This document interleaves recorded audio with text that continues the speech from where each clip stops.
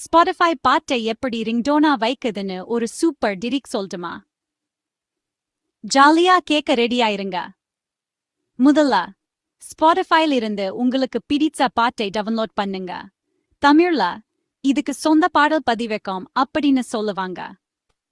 அடுத்து அந்த பாட்டை MP3 ஃபார்மேட்டுக்கு மாத்தணும். தமிழ்ல இதுக்கு பாட்டு ஆடியோ ஃபைல் மாற்றுதல் அப்படின்னு பேரு. ஞாபகம் வச்சுக்கோங்க, ஸ்பாட்டிஃபைல ஆப்ல டவுன்லோட் பண்ற பாட்டெல்லாம் என்கிரிப்ட் ஆகியிருக்கும். அதனால அதை நேரா ரிங்டோனா வைக்க முடியாது. இப்போ அந்த MP3 பலை உங்க போனுக்கு மாத்துங்க. தமிழ்ல இதுக்கு தொலைபேசிக்கு மாற்றன்னு சொல்லுவாங்க.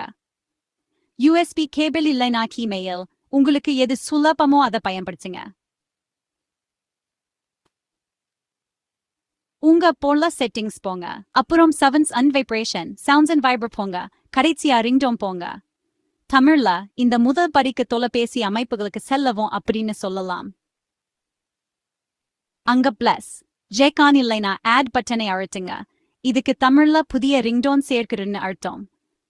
அப்புறம் நீங்க மாத்தின MP3 ஃபைலை செலக்ட் பண்ணுங்க. இதுதான் பாட தேர்வு.